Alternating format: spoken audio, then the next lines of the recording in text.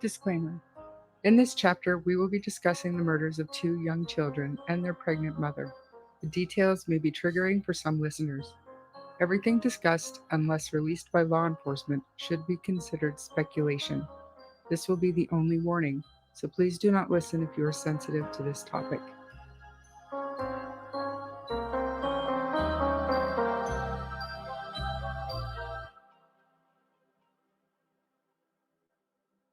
Hey, what's up, guys? Today we will be venturing into the sadistic mind of Chris Watts. For those of you who may not know or don't remember, on August 13th, 2018, Chris Watts killed his beautiful family, including his wife Shanann, whom was 34 and pregnant at the time with a boy named Nico, and his two young daughters, Bella and Cece, who were 4 and 3 years old, with Bella being the older of the two. Do we know how pregnant Shanann was at the time? Like, how far along was she? How old was Nico in utero? Okay, so she was 15 weeks pregnant. So how many months would that be? It's probably about 3.5 months. 3.5, almost 4 months. Okay. So Chris did a lot of lying at the beginning of the investigation, and we will get into all of this. The basis of this story is going to be the letters Chris Watts wrote to the author of the novel Letters from Christopher. When did that come out? I've never even heard of it. 2019, and me neither, which is really weird. I've actually, I knew about the case and I've listened to the interrogation and Me too. the confession and stuff, but I wasn't like some people where they know every single aspect. So Yeah, I'm looking and forward to this I didn't coverage. know that the letter was released, I guess. I don't know. Anyway, we're going to get into the letter and all of that. The reason I believe what he wrote in the letters is true is that it is absolutely heartbreakingly horrible. And I don't know why anyone would make this up, especially since he doesn't want to be portrayed as evil. At least that's the sense I get. Now he thinks he found God. I think he believes that he has received God's forgiveness. He's definitely a little off his rocker. That's very common with inmates. They usually find God and That's all they have to do. well, they're bored and they're looking for a way to kind of appease themselves, because I don't think Chris Watts is mentally ill as far as a long-term mental illness that needs to be treated. I think that we don't need to know what I think, but He's got something. he's not bipolar, he's not schizophrenic. What I'm saying is he didn't have delusions, he didn't have a psychotic break where some voices were telling him he needed to do this. He was cold, calculating. I'm not saying there's nothing wrong in his head, but I'm saying as far as serious mental illnesses where delusions or people thinking that Satan is telling them to kill somebody, or Lord Clancy or whatever, for example, a voice told her that this was her last chance to end her life and she had to take her kids with her.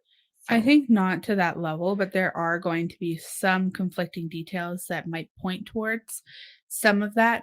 And, he is past the point of trying to create an insanity plea or anything like that. Right.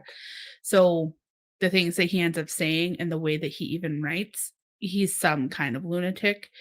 And there was a search that he made, um, where it was pretty much saying, how do you know when you love someone? And they very much think that that's coming from a place of him possibly not having those emotions and those So capabilities. so psychotic feature, psychopath. Psychotic. Sorry. I think he's a psychopath. That's just me, though. Psychopath, but not a very small percentage of psychopaths are actual murderers. Yeah, and there, like I said, we'll get into I believe he calls them visions or something like that. There's some stuff that I didn't know before that definitely comes up. So before the novel was released, but after Chris was in prison, he gave investigators some information, but not all. So he started with lying in the initial investigations. I do He went remember in, that, yeah. Then he went into giving some details, and then once in prison and everything was done, FBI was done with him. This author got a hold of him and they kind of made a deal in a way. So wasn't his first story that, like, after we got past the whole, "I don't know what happened, she must have left and took the kids on a play date." Wasn't his first real story that, Shanann killed the kids and he got Mad. in a rage, he killed Mhm. her? Yeah. Yeah, and then we worked through the real story, but anyways, okay, I just wanted to make Yeah, no, sure. that's when his dad sits in front of him and he's like, Right. "Dad, it was her. She's crazy." Yeah. No, but that's exactly what happened, and we will get into that a little bit. Um So, picking up where we left off, he gave investigators some information, but not all. So, in prison in February of 2019, he recalled to investigators that he told Shanann he wanted to separate because of his affair with then girlfriend Nicole Kessinger. He and Shanann got into an argument, and he alleged that Shanann threatened to keep him from ever seeing his daughters again. That was when Chris strangled Shanann to death. Investigators claimed he kept saying he told them that he felt like he'd snapped and was in a rage at the time and barely realized what he was doing until it was too late. Do you believe this?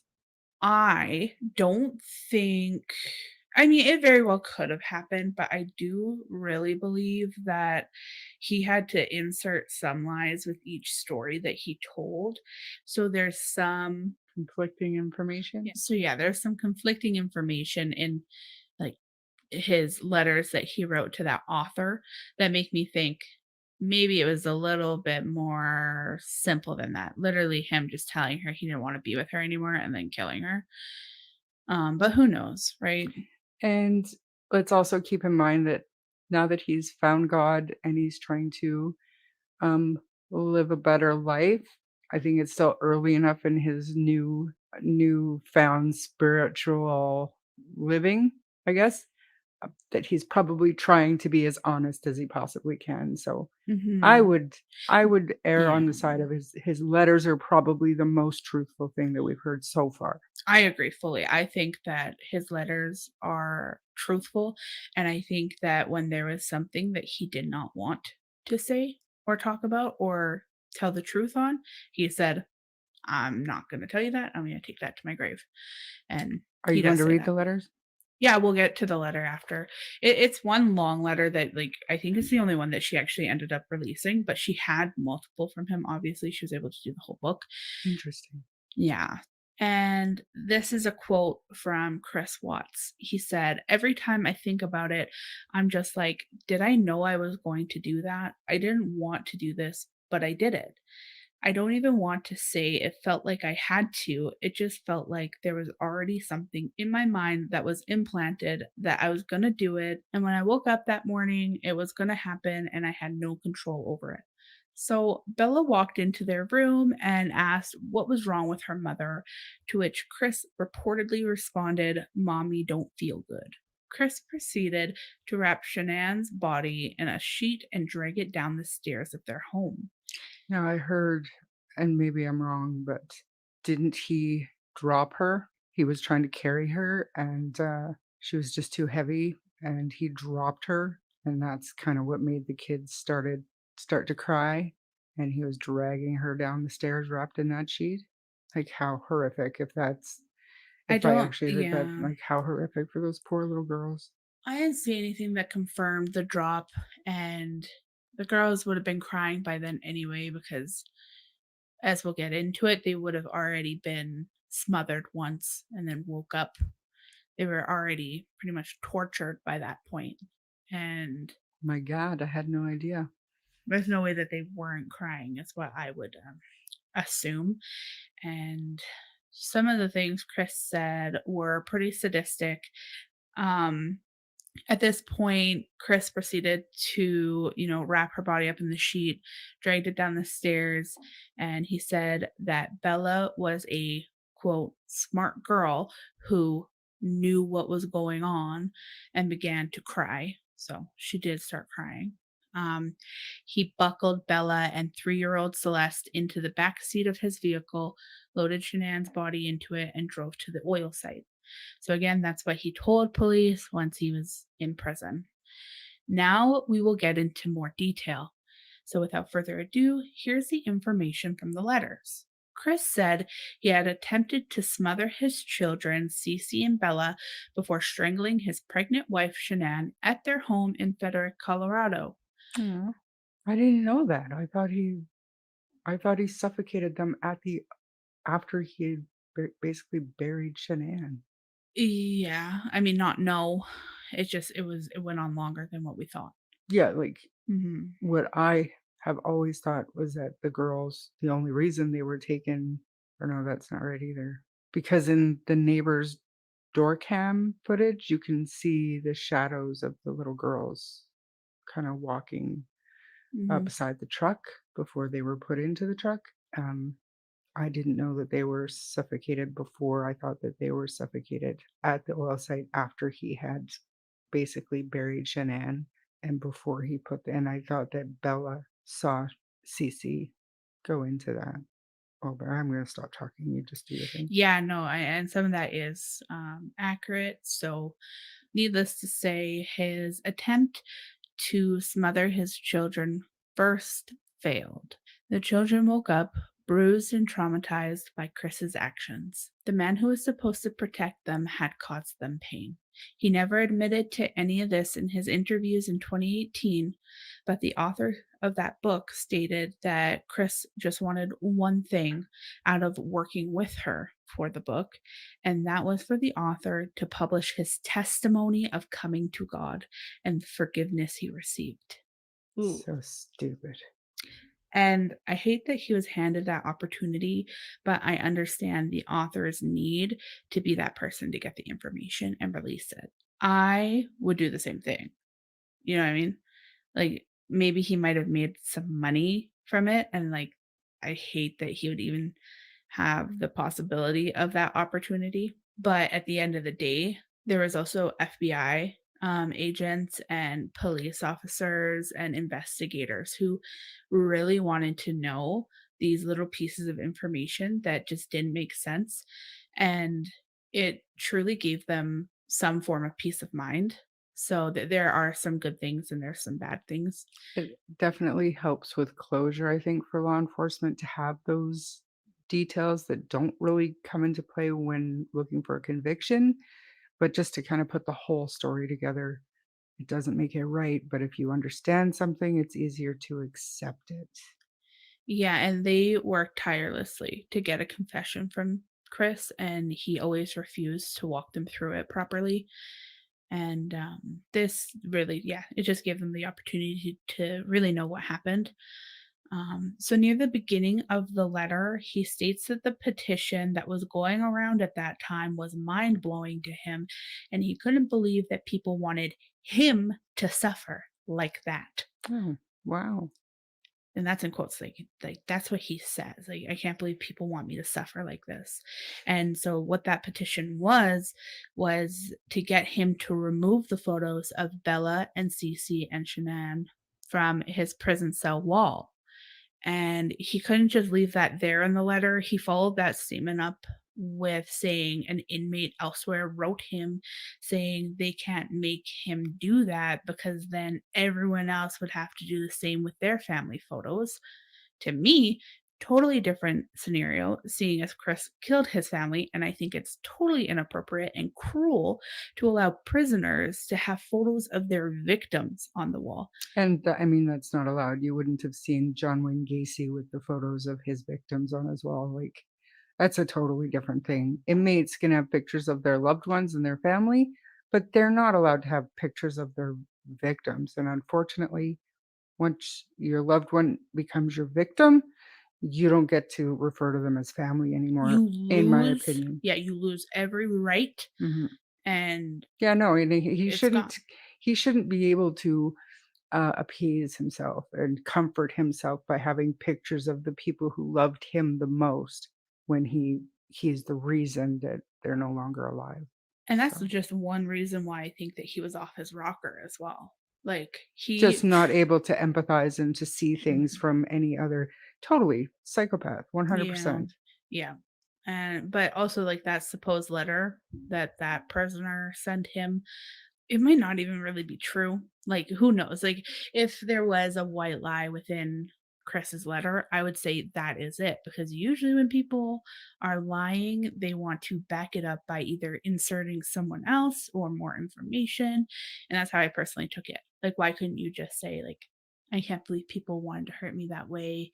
I have the right to it. Instead, he had to be like, I received a personal letter from another inmate who said, and it's almost like another way to insert his own secondary opinion, is how That's I right, read it. and make it seem like he's got backing and a kind of a kinda some kinda historic, um, precedent Yeah. to back his own selfish bullshit up, for sure, I get it.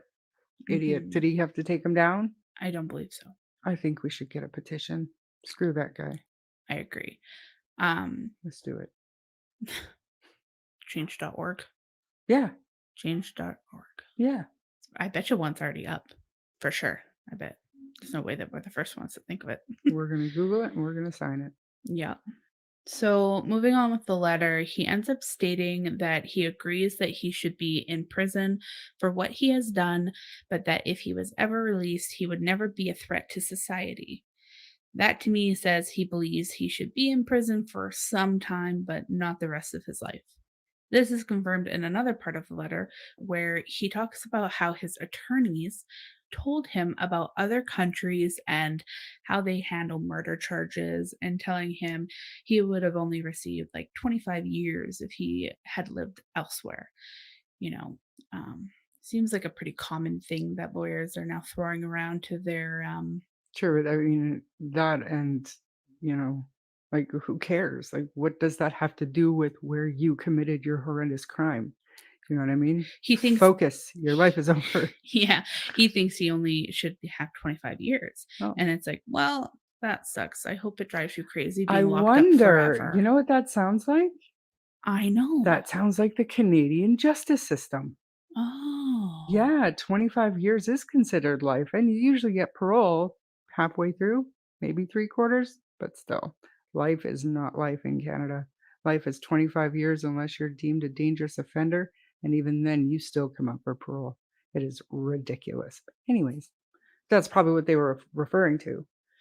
Very uncommon for, like, a triple murderer, which we just had a few years ago, to be, sentenced to, life for each count of murder. So 1, 2, 3 counts of life, so that's 25 years, but they're usually served concurrently, so at the same time. yeah. Just recently, Canada had one of its first triple life sentences handed down where the sentence is to be served consecutively. So this individual, 75 years in prison with no chance of parole until each of those sentences is served, which is great. We're actually going to do that case. So I'm not going to bring it up, but So we trailed off a bit there, but yeah, like I said, I hope he goes a little crazy being locked up forever. I hope that 25 years passes and he starts going, wow, I really thought things were going to start changing here. My attorney said that America too was going to change. But yeah, I don't think that's going to happen in America. No way. me either. He'll die in jail if he even makes it that long, honestly. There are inmates that would love the notoriety of being the one to kill Chris Watts. He ends up saying something actually in this letter where he says that if the world ever hears this, he will probably, if he ever gets released, he'll be killed. And if he ever changes institutions, he'll probably be killed there. So it is very possible. Why he thinks like he feels safe in his prison right now? Is there a reason for that? Don't know the reason, but it sure does sound like he does feel safe. It almost seems like he has some kind of support system there. Um, we're going to get into more of that in the letter that give me the sense that he has, maybe I don't even think it's protection. I think it's like he has like a community there or something. I don't know. Probably the religious people. So further to that, he actually states if he ever did get released, he would go to a ministry and try to help other inmates. Big eye roll for this guy. I hate him. Like, again, like, why are you planning that for if you get out? Why don't you try to do, like, I don't know, like, if you were truly sorry, maybe you would be looking at, like, victim, services and, like, things that you can do to help or spread awareness or any of that. Mental health is something. To me, if he's really sorry, he should shut up and serve his time, pay the price. All of it. He's not. Like, Right. he's just a piece of shit. He is. So now I'm going to read the majority of the letter, just removing his little, religious rants, if you will. So as I'm going to be reading from this letter, it's going to be as if like I wrote the letter, but just know this is Chris Watts's words. I know I already told you about the vision I had before August 13th when I was laying in bed and all the lights were on in the loft and downstairs, and I felt so alone.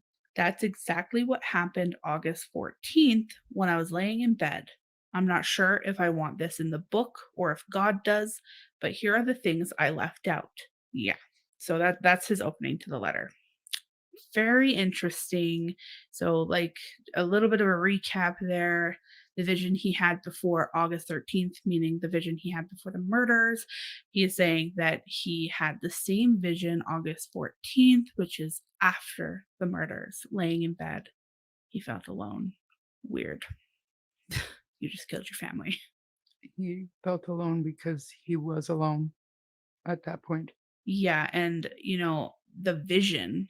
Maybe I should buy the book because I bet she has context on the vision and stuff. I mean, if the vision was of significance, the information would be out there now that the book is published. It must not be as significant, but I just thought it was very interesting. And when he says that he's not sure if he wants the book out or if it's God, um, What a nut. so crazy, obviously, and that's what I'm thinking. He's just off his rocker totally, and he ends it by saying, "But here are the things I left out," and by out he means kept slash lied to the FBI Right. about. Right. Okay, so August 12th, when I finished putting the girls to bed, I walked away and said, "That's the last time I'm going to be tucking my babies in." I knew what was going to happen the day before, and I did nothing to stop it. I was numb to the entire world. I had literally taken my kids to a birthday party, played with water balloons, had an amazing time, sung songs all the way home, gave them both a shower, ate dinner, read bedtime stories, and sang bedtime songs, and still nothing registered. When Shanann had to be somewhere, I always enjoyed taking the girls places or playing outside because it was our opportunity to bond. And still, even the night before, I couldn't stop myself from what I knew would occur the next morning. Again, this is his words, so he doesn't go into detail on if Shanann was home yet or not. But he says, August 13th, morning of, I went to the girls' room first before Shanann and I had our argument. I went to Bella's room and then Cece's room and used a pillow from their bed. That's why the cause of death was smothering. After I left Cece's room, then I climbed back in bed with Shanann and our argument ensued. After Shanann had passed, Bella and Cece woke back up. I'm not sure how they woke back up, but they did.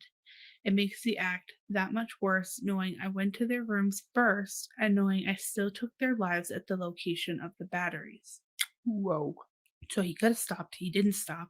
I mean, this whole time I had that in my head, in that he drove, was it like a 45-minute drive to that oil site with his two little baby daughters alive and well in the back seat, knowing what he was going to do when he got there. And still, like, he had 45 minutes of driving time. That's usually what I do to clear my mind. I go for a So drive. long. So you've got time to change your mind, and he still, but now he did it, and then he did it again. What a monster. A monster. And he ends up saying something along the lines of like he received 3 signs from God to stop. What are you talking about? And did you ignore what you believe to be a sign to Well, at stop? at the time, he probably didn't think of it as a sign, but looking back, The first sign is like the fact that you're just not supposed to murder your family y or anybody. yeah. So the reason, and this is going right back into the letter and using his words. The reason the medical examiner found oxycodone in Shannon's system is because I gave it to her. I thought it would be easier to be with Nicole if Shannon wasn't pregnant. If the world knew all of that, I'm pretty sure a new petition would be started to have me put to death, or I would be killed in prison if I ever got transferred from this institution. Hmm. Yeah. I'm not sure if this was a spiritual visit, but I had a dream that Cece was dancing next to the chair in my cell. When she was dancing, one of my folders on the chair started moving and I thought she was in trouble. So I said, "Watch out, get away, watch out." Then I woke up. I'm hoping she comes back. I hope everyone comes to visit me. I'm trying to see if I can clear my head better before I go to sleep to help. He goes into some religious stuff and ends the letter. I mean, I hope nobody visits you ever. I hope you rot. Anyway. He's an idiot. That wasn't a visit. That was God saying, "Look what you've done. Hmm. Live it. Remember what you've lost." It wasn't a visit. Yeah, no, if they horrible to even like think that way, to be like, I hope they all visit me, the person who fucking ruined their lives. Like, as if he's crazy. He later said, I realize now the girls getting up and walking around may have been God's third attempt to stop what I was doing. So, again, I'd love to know what he believes was the first and second attempt. If the third attempt was the girls getting up after he thought that he had already smothered them. That's the third clue? Like, are you kidding me? You literally had a chance to go back. Those girls probably like wouldn't have like you were going to prison anyway. You could have let your girls live. You killed their mother in between them being smothered and waking back up. You could have let them live. An absolute monster. Yeah. He also said that his overwhelming feeling was being so mad they were still alive. Wow. And that's in quotes. What a dick. So instead of being like, oh, wow, you guys are still alive. Should I do this or not? He just felt overwhelming anger about it. And that's, again, disgusting. So disgusting. He then drove with his wife's body, her face, and feet wrapped in garbage bags, and his two daughters to a remote oil field. And just a reminder, his daughters were alive at this time as they had woken up from his failed attempt at smothering them. He had packed his lunch, a shovel, and rake, along with a gas can. And when FBI asked him if he contemplated suicide, he said, the FBI asked me if I was going to take my own life, and I told them I thought about it, but honestly, no, I was not going to take my own life. No, that wasn't his purpose. Like, he wanted to spend his life with Nicole. Yeah, no shit. He packed his lunch for the day. Yeah. He was just gonna go get rid of this, and then he's gonna go work. Like, Horrible. nothing happened. What a Piece of shit. psychopath. Oh yeah. He recalled that it took him an hour to drive to the site where he methodically killed both of his daughters. Chris said, I dumped Shanann on the ground, then I walked back to the truck, and with the blanket that Celeste was holding, I put it over her head and smothered her. Watts squeezed Cece's body through an 8-inch hatch in one of the oil tankers. He then said, I couldn't believe how easy it was to just let her drop through the hole and let her go. I heard the splash as she hit the oil. He was talking to the author again of that crime novel when he relived in appalling detail how he killed Bella after she had watched him murder and dispose of her sister. He spoke of his surprise, and this is in quotes, little quiet Bella had a will to live. Oh, what a piece of shit. I mean, Makes like, my heart hurt. he talks like a psychopath, though. Yeah. You know what I'm saying? little quiet Bella had a will to live. Like, does he Yeah. think that he's Alan Edgar Poe. yeah, like that's Edgar what it Allan Poe. Edgar Allan Allan Poe. Poe. That's what it gives to me. Like it's given psychopath Alfred Hitchcock vibes. for sure. It's horrible. Creep. Like I think it's because he thinks he's so smart. No, I mean, that's a common psychopath trait too. They do think they're smarter than everybody. Diabolical, maybe. Smart, no. Yeah, and so continuing with the same quote.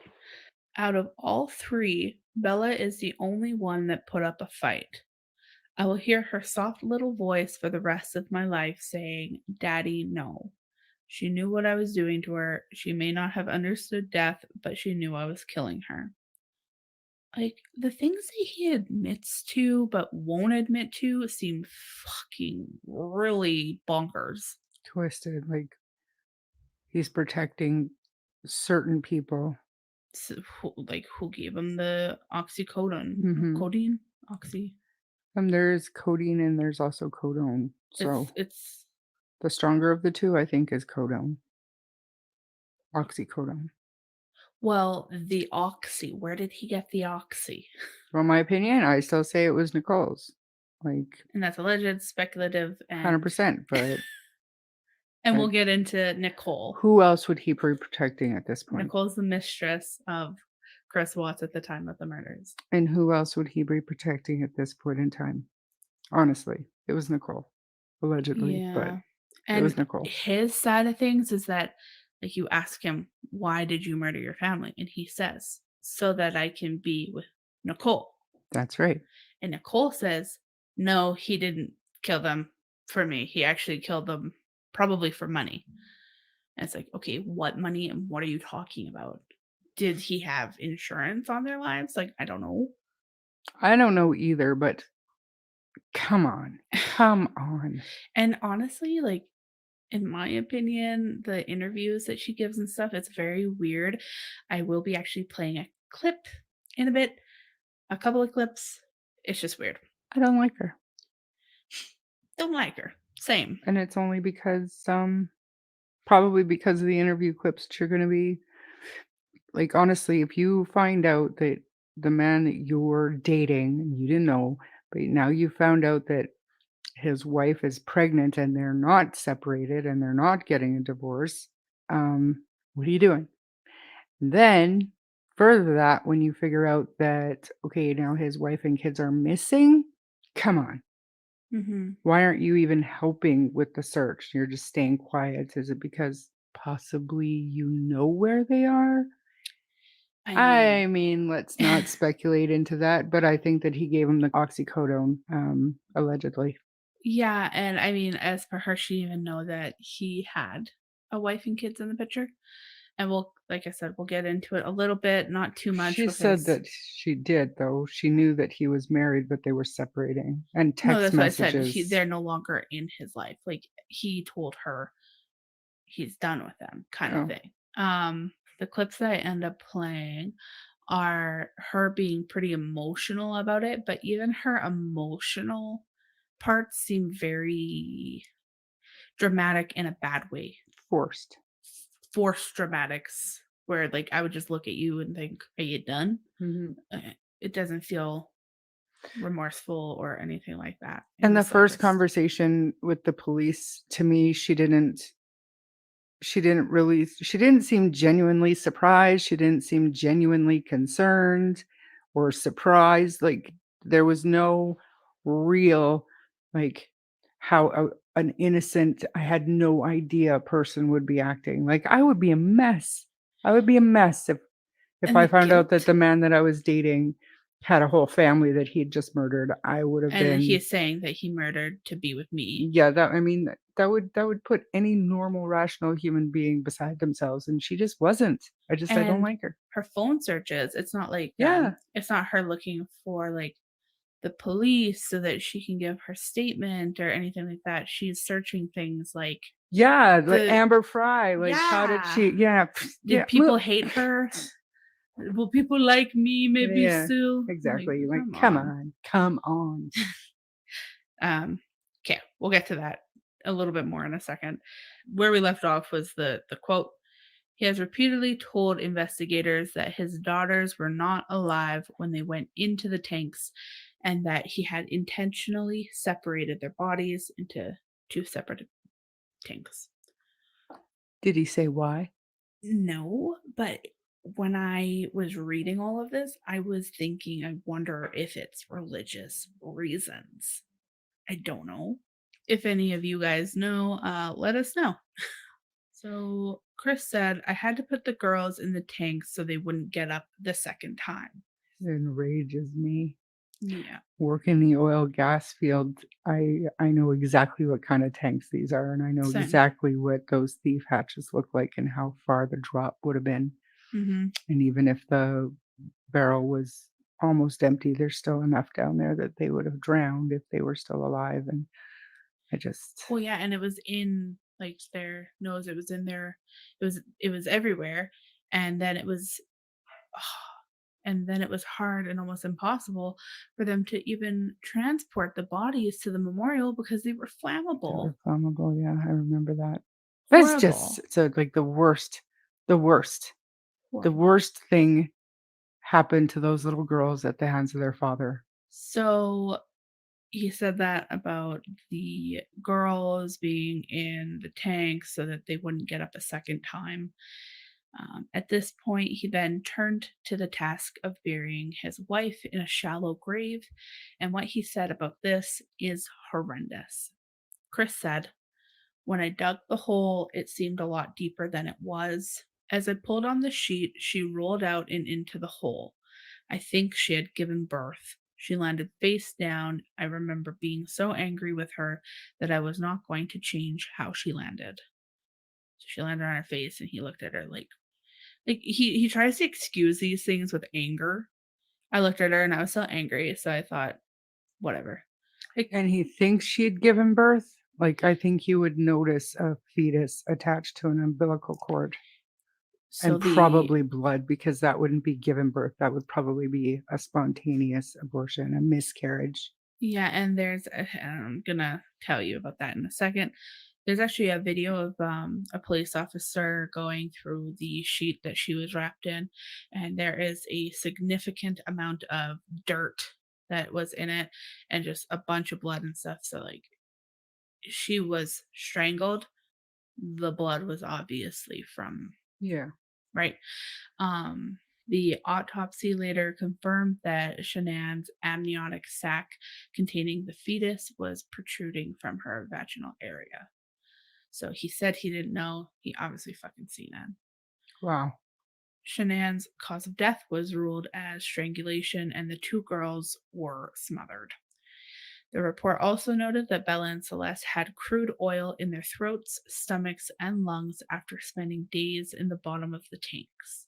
Following the murders and the disposals of their bodies, Watts searched Google for the lyrics of the Metallica song Battery. Thought that was a little interesting. The lyrics include the lines Lunacy has found me, cannot stop the battery, pounding out aggression, turns into obsession, cannot kill the battery, cannot kill the family. I think that's unfair to link that song with this case. I It's love linked because Metallica, that's what and he that's one of did. my favorite Metallica songs, and it's not because I am crazy and violent, and it's just a good song that pumps you up when you need it. Exactly. You just said it though. That's why it's Oh, linked. I guess. Fucking guy, I hate him. Yeah, like he would have been like in a souped up truck, Oh probably jamming god. out to it, just trying to get his mind off of it and like feeling. I bet you he felt almost like powerful because he was listening to this metal song. We both love Metallica. It's nothing to do with them, but he was using that song to What pump himself up. a pig. I And hate him. the worst part is that when you're listening to music, you don't just search the lyrics for no reason. He was connecting with the lyrics. 100%. And I mean, what am I thinking? Like, if you have to actually Google search Metallica lyrics, you're not a Metallica fan, and Yeah. you just stumbled across a really great song. So fuck that guy. Whatever. Yeah. I'm good with it. And so that same book author asked him about the claims that Watts gave his wife, the oxycodone. And he responded with conflicting stories, saying he had given it to her twice, once at her parents' home in North Carolina to try and cause a miscarriage. Because again, he thought that it would be easier to be with Nicole if she had a miscarriage. And then immediately before her death. And then later on, he contradicted himself and said he'd only given it to her once in North Carolina. So he either gave it to her before he killed her or he didn't. And he's gone back and forth on that one. And so, yeah, when the author asked him where he got the oxy, he told her that was one of the things that he will take to his death, which makes me really wonder what else he will be taking to his death. It was Nicole, allegedly. Allegedly, it could have been Nicole for sure. But like what he said, just the choice of words, that is one of the things I will take to my death. What else are you taking? And don't take it. Just spew the truth. Tell us. That's between me and God. God ain't your bestie, all right? Yeah, you still have to pay your debt. You still have to do penance for what you've done. Yeah, God's forgiveness isn't free. and you're not talking to God, bro. If you think that like you've seen shit and then thought I'm gonna go murder my family, you're not talking to God. If that's what you believe in, and you believe in God and you believe in Satan, you're talking to the devil himself. Are you crazy? Ugh. A few hours after he buried his family, Watts's alibi began to fall apart. He gave an awkward TV interview appealing for his wife and daughter's safe return. Awkward indeed, because like he never once actually seemed like he was upset. Like it's just He was weird. doing a lot of self-soothing behaviors too, the Mhm, rocking back and forth, the keeping his hands and arms tightly crossed in front of him. mhm. Um, yeah, he was definitely doing a lot of self-soothing in that first interview. Actually, the whole every interview before they charged him. Yeah, especially in his house, and then there's the video when they first talk to him at the house, then there's the one where he, like, walks them through the house and keeps answering questions, he is doing the same things over and over, and then there's when they're over at the neighbors, and I remember when all of this was happening, and the first time I watched the video of the neighbor talking to the police when Chris stepped away was just insane. So while they're questioning Chris while they're watching the video, again, a lot of soothing behaviors, the rocking and everything is happening there a lot, and the second he walks away, the neighbor is like, He's acting weird, he's man. acting weird. Look at this. Why would he back his truck up? It is, it's insane. The surveillance footage gathered from his neighbor's home showed Chris on the morning of the murders had backed his truck up to the garage, loaded up the vehicle, and Like driven off. partially into the garage, so Mhm. you couldn't even see what he was loading up. Like right up into it, yeah. Mhm. And the clip I'm about to play is the moment Chris stepped away and the neighbors started telling the police that something was fishy. They tell police there's no reason for him to back his truck up to the garage the way he did, and And that he's it never done it and before. he's never done it before. Mm. Let's have a listen. It just seems kind of odd to me. Why would he pull that truck up and go to the garage? Right. Yeah, I've never seen him pull back. I've never seen him. If he loads his stuff, he normally just walks back and forth because I get him on camera. What does he usually load up? All he usually has is a lunch box and a book bag, looks like a computer, and usually a water jug. That's it.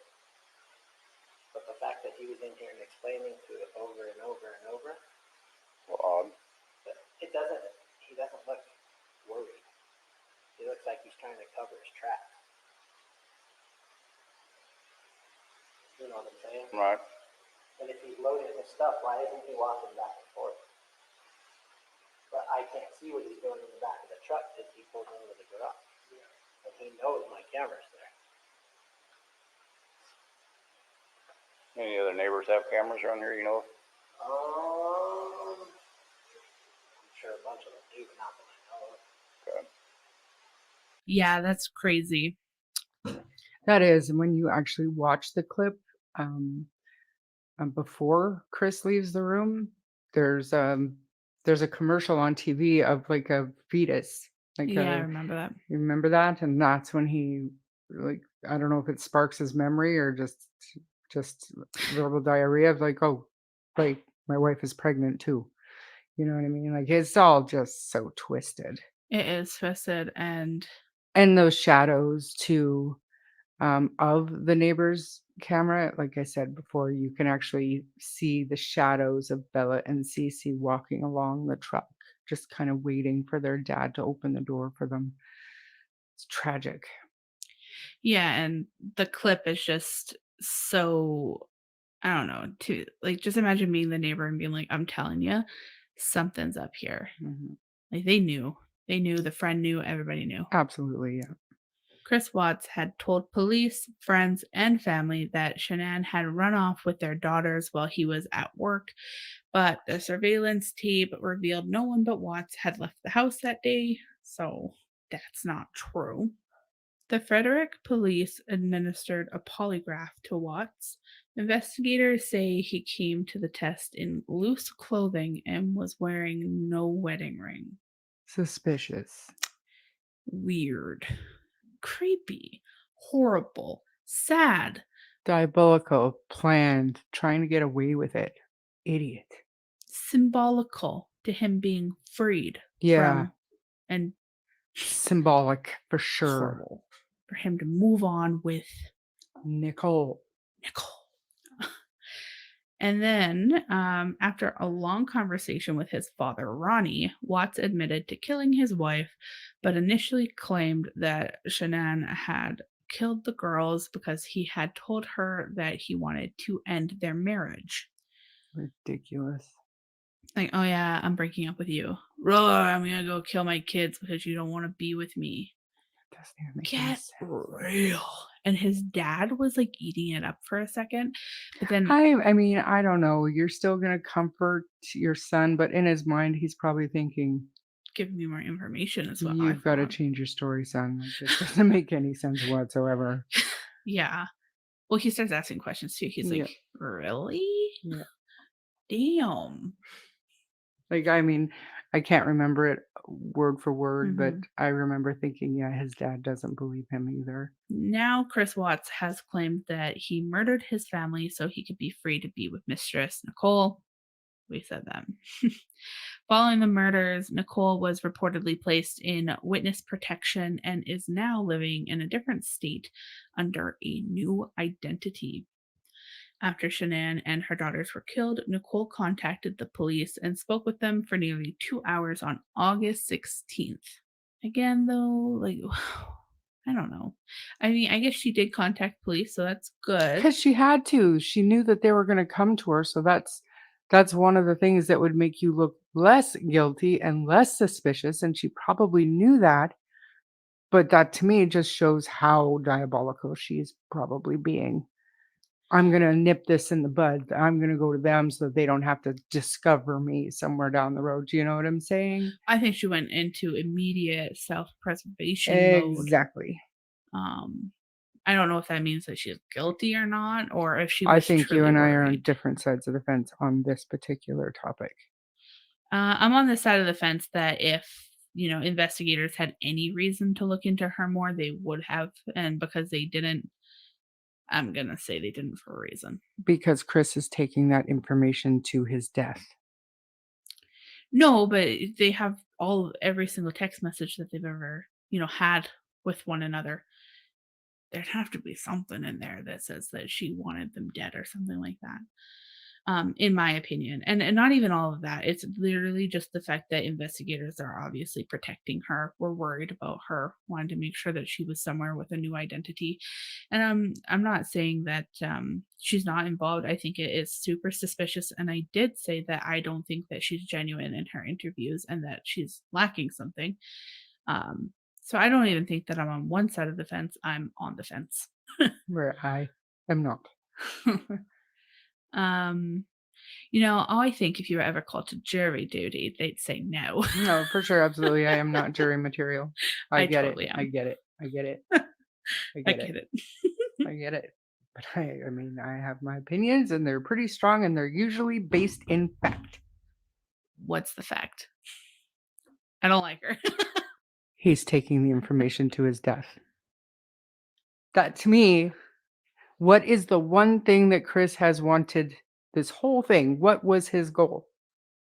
To protect and to get a life with Nicole. He loved her. He loves her so much, and he was even in contact with her while in prison, okay? And she had to change her name or whatever, what happened. But anyways, he loved her. That was his end goal, Nicole. He didn't So love her. First of all, he's a psychopath and he doesn't know what love is. fine, but lust, whatever. This was his goal. That's what he wanted. And this is why he did what he did. What is the one thing now that he probably swore to her? Up and down, pillow talk, baby. I will never bring you into this. I will protect you until the day I die. And that's what he's doing. Some men suck. I think that if that were the case, he would have said something after she stopped talking to him. Men are very Vindictive for sure, absolutely, when 100%, but leave it when they're more crazy. time. This is When they're 2018, 19, crazy. 20, 21, 22, 23. He just found God not too terribly long ago. Let him get further down that spiritual path, and I At bet you he least spills his beans. 4 years he's found Yeah, God. but I mean, it is what it is. I know people, I don't know personally people in jail, but it took them a long time to truly buy into and understand the meaning of, I don't know, what do you call it? Like, um, Penance? no, not really. Yeah, penance for sure. But in order to receive forgiveness, you have to confess all your sins and own the accountability for everything you've done. And I don't think he's quite there yet because he's still taking information to the death. He's still protecting somebody. Who's the somebody? Motive was Nicole. I think you're not giving enough credit to police officers to figure out that the oxy came from Nicole if it Mm. was Nicole. Like, But come what I'm on. saying is if you get a prescription, she could have had a prescription for oxycodone It would have been so easy to find if she had a prescription. unless it was like a year old. They would find that so easily. Yeah, but so many people have prescriptions for oxycodone. You go on my history, I've had a prescription for oxycodone. And you don't think It's that people common. would have released that by now? You don't think that we would know that and be like, it is Nicole. She had a prescription in 2016 for Oxy. It's obviously coming from her. That would be a thing. Maybe, but she's in witness protection, so all of her records are sealed. She's in witness protection because everybody else wanted to kill her at the time. Because she's the motive. She is the motive.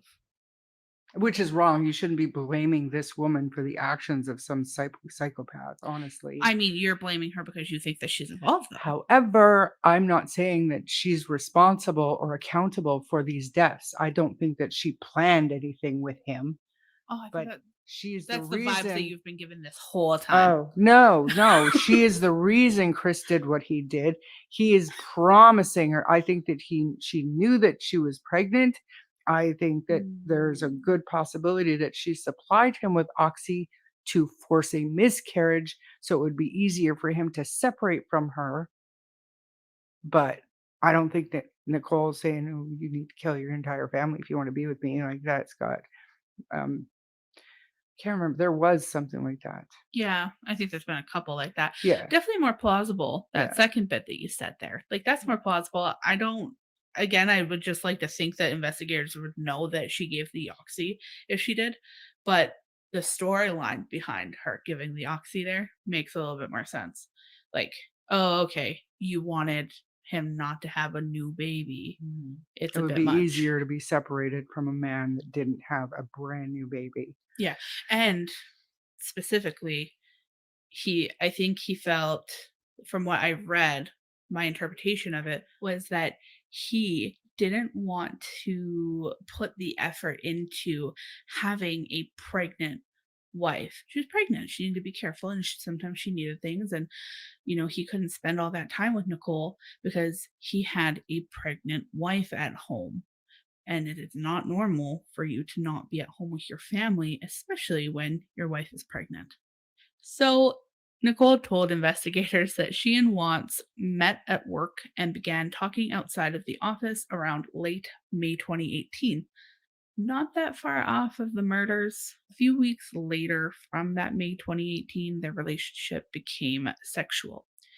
So, again, it's only a few months that they were chatting that way. She claimed that Watts had told her that his marriage was over and did not mention his daughters or the fact that his wife was pregnant with their third child. Nicole was adamant that she never would have pursued a relationship or even agreed to date Watts had she known he was still with his wife. And this is a quote from Nicole, who was crying at the time. It's like, I'm going to wake up every day and know that, like, this mom and her unborn child and these two little girls are not around anymore, and it breaks my heart. Here's a quick clip of some of her interview with police. Again, you guys can decide how you feel about her. Here it is. Why would you wipe out your family to be with me? Did you ever say anything to him about Never. anything about his kids being a problem, anything about his wife being a problem? Never. This shocked me just as much as I think it shocked the rest of the world. Ugh. He's so disgusting. I'm so ashamed of him. Why? How? I don't even understand how you could like bring yourself to do that to somebody who's like that big. So, yeah, Disingenuine. I'm sorry, but I just don't like her. I will say that re-listening to it again, I don't think the first couple pieces to that clip sounds genuine, but the last clip feels a little genuine to me. She sounds a little bit more like she's actually kind of wondering what the hell is going on. He wiped out his entire family to be with me. To me, that if you've already come to that realization and you get that, if it were me, I would be a mess. I wouldn't be using words like wiped out. I don't like her. So she also worried about what would happen to her when she was revealed to be the other woman.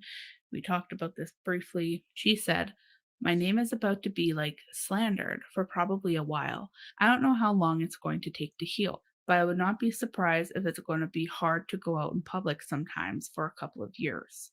Investigators examined the phone of Nicole and found searches for sexual videos and positions and hours worth of searches for Shanann Watts. After the murders, police say Nicole searched for "Can Cops Trace Text Messages" and made multiple searches for Amber Fry, the mistress of convicted murderer Scott Peterson. She searched whether people hate Amber Fry and searched Fry's subsequent book deal. Right. Now, Chris Yeah, I've has a heard book that. deal, Yeah. and she searched about a book deal. Right. See?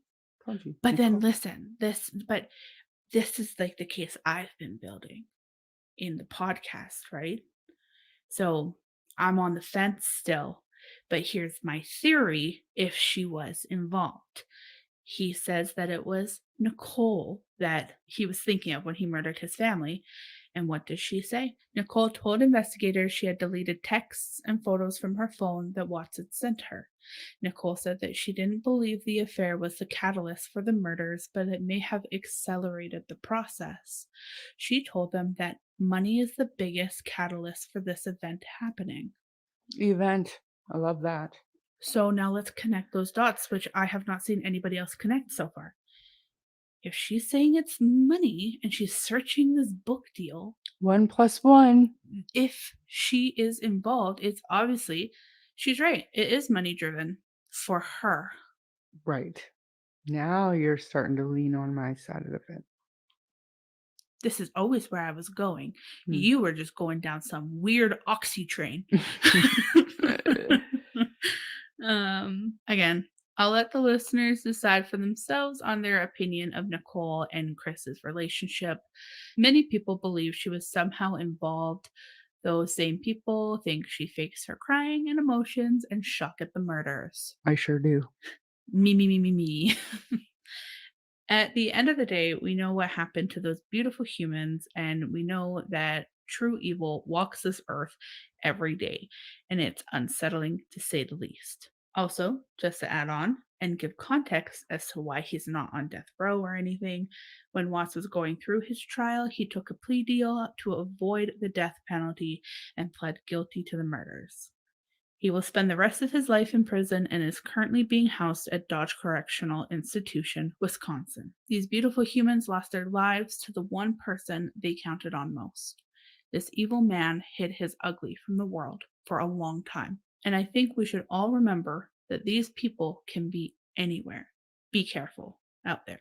I'm speechless. I feel like the letter put a different level of twisted on this case for me. Like I always knew he was a monster, and my heart always broke for Cece and Bella, and I mean even Shanann. But the little girls just pull at my heartstrings, and that's next level evil what he did. I think that these people need to be remembered as a loving family unit. The mom and her two little girls with her unborn son. Chris lost the right to call him his family. I'm still stuck on the whole petition thing. We need to see if there's a petition to have his right to have his family photos on the wall taken away from him. His parents, sure. Yeah. Hang pictures of your mommy and daddy up. Yeah. But those little girls are not yours. And Shanann and Nico is not yours. Mhm. So if you're listening to this, Watts. I wonder who named him Nico. It had to have been Shanann. We have to believe that he wouldn't do that. He didn't. Do you think he planted that I'm name? disgusted. If that's true, we don't know. I'm just No, his name was correlation. Nico. No, it's Nico, and then her name's Nicole. I don't know though if Shanann came up with it or if Chris fed it to her, but I also just because if she was only 4 months pregnant, they would have just found out gender. Mhm. So, It could be. It's possible. wow. That would be disgusting. I'm sickened by this man. How the fact that so he got her pregnant right around the time that he would have been starting to talk to Nicole. Yeah. They're so rude. That's all I have for this one. Seeing as more information tends to be released on this from time to time, maybe he'll decide to tell us a couple of the things that he's taken to his grave. For that reason and that reason only, we'll stick a bookmark in this story just in case. If any updates arise, we will be sure to let you know here on True Crime Story Podcast. We're also thinking about doing breaking news episodes where we can include any and all new updates from both old and new cases. If that's something that you guys would be interested in, let us know, right? Absolutely. Right. I think it'd be great because then, for example, we had to record the night before we released the Idaho 4 because there was an update that night. No different than Delphi. Since the Mhm. time that we recorded Delphi, from the time it was released, there were updates that we didn't get in the episode. Mhm. They're not huge updates, not super important updates, but Mhm. it's still information that we would have liked to bring to you with the episode. If you enjoyed this episode, please subscribe to the podcast and share it with your friends. If you don't mind giving us a 5-star rating, it will help our show grow. You can also find us on Facebook at True Crime Story Podcast, where the discussion can continue. If you wish to contact us, you may do so via email at truecrimestorypod@gmail.com. I'm Bree, And I'm Shar. and we'll see you on the next chapter. Bye.